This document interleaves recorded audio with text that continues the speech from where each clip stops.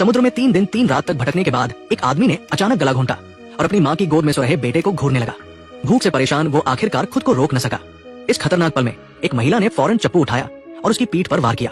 उसे अधमरा होने तक पीटने के बाद वो बेसुध होकर जमीन पर गिर पड़ी। लेकिन ये आराम का वक्त नहीं था। अगर वो आदमी होश में आ गया तो नतीजे भयानक हो सकते थे। इसलिए हमेशा के लिए खतरे को खत्म करने के लिए उसने उसे विशाल समुद्र में डुबो दिया। ये सब करने के बाद वो खाली नजरों से आगे देखने लगी। उसे यकीन नहीं हो रहा था कि उसने किसी की जान ले ली। लेकिन तभी वो खुशी से उठ खड़ी हुई। उसे विश्वास नहीं था कि सामने एक निर्जन द्वीप दिख रहा है। इस अचानक राहत ने उसके दिल के डर को छू मंतर कर दिया। फिर भी वो अपनी खुशी जाहिर करने से डर रही थी। अगर ये सब एक मरीचिका हुई तो वो इस सदमे को सहन नहीं कर पाएगी। डरते डरते उसने नाव को किनारे की ओर बढ़ाया। जब पैरों ने ठोस जमीन को छुआ तब जाकर उसका डर कम हुआ। 3 दिन रात की समुद्री भटकन ने उसकी मानसिक हालत तोड़ दी थी। लेकिन अब सब खत्म हो गया था। बिना देर किए उसने एक नुकीली धातु से नारियल फोड़ा और बच्चे को एक घूंट पिलाया। फिर उसने खुद मुंह से छेद को ढककर पानी पिया।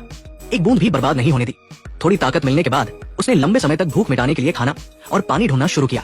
सौभाग्य से द्वीप पर संसाधन भरपूर थे। पीने का पानी और तरह तरह के फल इतने थे कि बच्चों के भूखे रहने की चिंता नहीं थी। उसने अतिरिक्त समय का इस्तेमाल 3 लोगों के लिए एक घास की झोपड़ी बनाने में किया।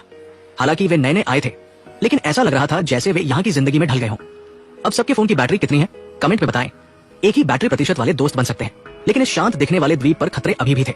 एक दिन भाई बहन मछली पकड़ने समुद्र में गए, लेकिन एक अनचाही शार्क ने उन्हें एक चट्टान पर फंसा दिया। शाम तक वे हिल भी नहीं सके। सौभाग्य से लड़के को एक तरकीब सूझी। उसने एक मछली का पेट फाड़ा, खून से खुद को रंगा और उसे दूर फेंक दिया। पल भर में शार्क खून की गंध से उस ओर चली गई। इस मौके का फायदा उठाकर दोनों पानी में कूदे और पूरी ताकत से तैरने लगे। लेकिन एक छोटी मछली उस विशाल शार्क को रोक नहीं सकी। जल्द ही शार्क ने फिर उनकी लोकेशन पकड़ ली। लड़की अभी छोटी थी और शार्क उसे निगलने वाली थी। नाव तक पहले पहुंचा भाई तेजी से हरकत में आया और आखिरी सेकंड में उसे बचा लिया। दोनों बाल बाल बचे। लेकिन मुसीबत यही खत्म नहीं हुई। द्वीप का मौसम अचानक बदल गया और बिना किसी तैयारी के जोरदार बारिश शुरू हो गई। पानी ने झोपड़ी को भिगो दिया। पतले कपड़ों में महिला बाहर छत ठीक करने लगी। बारिश रुकने के बाद उसकी सबसे बड़ी चिंता सच हो गई। लंबे समय की चिंता और मेहनत ने बीमारी को मौका दे दिया। बिस्तर पर पड़ी महिला को पता था कि उसका अंत नजदीक है। उसे अपनी बेटी की चिंता थी। उसने लड़के से कहा कि उसके जाने के बाद वो उसकी देखभाल करे। चमत्कार नहीं हुआ और महिला चल बसी। हालांकि वो उसकी सगी मां नहीं थी, लेकिन पालने की कृपा सबसे बड़ी थी। लड़के ने उसकी कब्र बनाई और कसम खाई कि वो अपनी बहन को कभी दुखी नहीं होने देगा। समय बीतता गया और दोनों बड़े हो गए, लेकिन नई मुश्किलें सामने आई। एक सुबह लड़की उठी तो उसे बिस्तर पर खून की छींटे दिखी। उसे अपने निचले हिस्से में कुछ अजीब लगा। नीचे देखते ही वो डर गई, क्योंकि चादर पर खून था। उसने हाथ से छुआ तो उसकी उंगली लाल हो गई।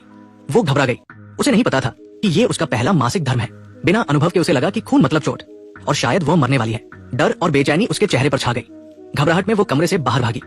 बाहर खड़ा लड़का उसे देखकर पीछे दौड़ा। वो उसकी चिंता करना चाहता था, क्योंकि उसने भी बिस्तर पर खून देखा था। उसे लगा कि चोट की वजह से खून बह रहा है। उसने घाव देखने की पेशकश की, लेकिन लड़की को माँ की बातें याद आई। वो शर्म से लाल हो गई और उसने सख्ती से मना कर दिया। लड़का नाराज हो गया। उसे लगा कि वो उस पर भरोसा नहीं कर रही। 8 साल तक द्वीप पर फंसे रहने के दौरान वे सब कुछ बांटते थे, लेकिन बड़े होने के बाद चीजें बदल गई। गुस्से में वो वहां से चला गया। गुस्से में चलते हुए वो द्वीप के दूसरे हिस्से में पहुंच गया। वहां हड्डियां देखकर उसे एहसास हुआ कि वो नरभक्षियों के इलाके में घुस गया है। 8 साल की शांत जिंदगी के बाद उसकी जिज्ञासा जागी और वो आगे बढ़ने लगा। अचानक आई आवाज से वो चौंक गया। वो सोच में पड़ गया।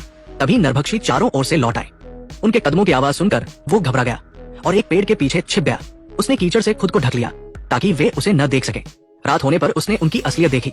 बिना सभ्यता का ये कबीला इंसानी अंगों से कोई अनुष्ठान कर रहा था। ये क्रूरता देखकर वो डर गया। उसे पता था कि पकड़े जाने का मतलब मौत है। सुबह होने तक वो छिपा रहा। रात भर उसकी प्रतीक्षा करने वाली लड़की परेशान थी। से गुजरे लड़के को भी अपनी गलती समझ आई। दोनों को एक दूसरे की अहमियत पता चली। ये सब बहुत स्वाभाविक लगा। थोड़ी जुदाई ने उनकी भावनाओं को बाहर ला दिया। लेकिन तभी एक मछुआरे की नाव ने द्वीप की शांति तोड़ दी। करीब 10 साल बाद उनकी मदद आ गई थी। हिम्मत जुटाकर वे उन अजनबियों के पास गए। बचपन से द्वीप पर रहने वाली लड़की को सब कुछ नया लग रहा था, लेकिन किसी को नहीं पता था कि एक दाढ़ी वाला आदमी उसकी छाती को घूर रहा था। रात को मेहमानबाजी के लिए उन्होंने सबसे अच्छा खाना परोसा। कप्तान ने उन्हें शहर ले जाने का वादा किया, लेकिन दाढ़ी वाला बेशर्म हो गया और लड़की के सामने अश्लील हरकतें करने लगा। लड़की को इसका मतलब नहीं पता था। वो बस हल्के से मुस्कुराई।